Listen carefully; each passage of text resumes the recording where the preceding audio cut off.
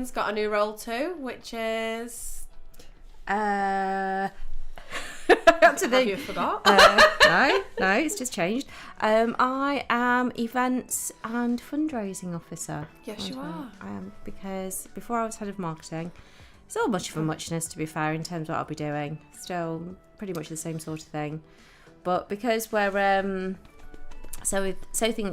good grief, so many things are changing. So I think this is the main topic of what we're going to be talking about tonight, actually. Well, it is. It's about endings and beginnings, and I actually read something today, so just to add to this, and it said, what was it now? Something.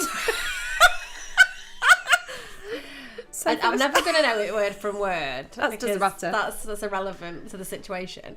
But it was something regarding about new beginnings always come with an ending, and that's why we should celebrate them all.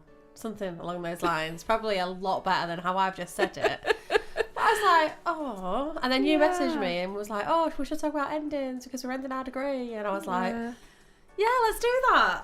Because it is. It's like we've had a few conversations. I mean, we've been preparing for the ending of our course since last year, and we've been sad about it because we've loved doing it so much. And all I don't think I've been preparing for it as such. I think it was more the realisation that it was. Do you know, like when we came in on the first lecture of like third year, it was like, oh my god, this is going to be the last time we come back on this course for the first time of the new academic year, and then it was like when we came back after Christmas, it was like, oh my god, this is the first beginning of the semester. And then we was all like saying like random things like that, which was just really funny. But I think now it is coming to a close because we've always had that. This is the last first, or this is the last this, or the last assignment, or the last this. But now it's like, actually, no, we've got like 2 lectures left, and it's like, there's no more first lasts either, and that's just it. No. Well, there is a first last lecture. Literally. that was our last thing. That is the ending. And the funny thing is that it is. I mean, there's no two ways about it. It's going to be emotional because we're going to be saying goodbye to people who we won't see. I mean, if we see them again, we'll have to be organised, but we just won't see them as regularly. And I'm sure we'll all keep in each other's lives because, social media. But it's that moving consistency of seeing them as well, because they've become such a part of your life where obviously with you, I'll see you all the time because well, that's inevitable. We have a business and we would probably still see each other anyway with or without the business. However, like with Sophie, I'll probably see her and Bafana, but there's not a lot of people on there where I could say I will see them as consistently as I would you guys. I would definitely love to make arrangements, especially for like Olivia and some other people. And Maddie and Francesca and all of those.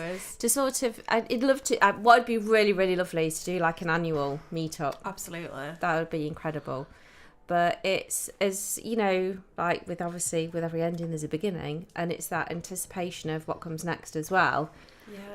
And I was actually saying when we were sat here earlier, that I've had like this academic year sort of from last September to now, I've had monumental endings actually. Yeah, you have. So I've ended a 20-year relationship. I finished my job, although that wasn't epic because I was only there 2.5 years, but it's still an ending. Yeah. It was an ending of another chapter. It's like sort of all these chapters, there was just endings. I think a lot of things has ended across the board. I mean, because I was only in my job a year and then I ended that just before Christmas. Was it before? I don't even know. Might have even been before Christmas, to be honest. And then I've moved out of my house in this academic year. I've had to move out of my house. You've moved out of your house. Like, who does that in year 3? Because it's not stressful enough. Like, I've got dissertations to write. It's okay, I'm just moving today. It's like, yeah. There's been that's why I said it has been a roller coaster. Like, even just from London, like coming back, and it's been like, do you know when I said to you, like, because Stephen from Anactus rang and he was like, oh, you guys have like entered this competition, and I was like, yeah, yours. I was like, wow, of course we did. Like, and then it was due in on Monday following, and I was like 30 seconds out of a decompression from like submitting my dissertation. That was just like the wake up call of like, yeah, this is our life now. Like, we will do random stuff like that probably all the time. But I think what I'm trying to say is like coming back from London, and it was like, right, get our heads down, get the dissertation done, and there was like a 30-second breathing space, like, oh my god, you're applying for a competition now, get that done by Monday. And it's like, I love that, even though it was like I just wanted 5 minutes to breathe, I still actually absolutely love the fact that we are that crazy people that will just be like, no, let's just on to the next. push it forward and just keep going. And that's why Roll Resolve is as successful as it is right now, because that's what we do. We don't take a breath. No, and I think we've actually, for the first time in the last year, we've actually paused Roll Resolve whilst we did the dissertation, because that did have to take priority. So we've been so consumed, I think, by it, getting it done, and now we've just got a case study to go, upload our portfolio with I've got 99 hours, 99 for goodness sake. I've got 111, which I think is really cool, because this is so weird, right, superstitious me, I've got 111 hours of placement, and I had 111 references in my dissertation. Ooh. So I'm like, I'm there for that. 111. Yeah, that's what I was like. I like that. Yeah, I like the synchronicity of that. Yeah, that's quite cool actually. I'm getting really hot. It's like, I've just got to sort of put it out there. It's really hot in the studio, but the thing is, if we put the aircon on, it's really noisy. So we'll probably take a few more breaks tonight than usual, because just so we can try and cool the place down in between, because it is like a sweat box, isn't it? We're not showing on YouTube. No.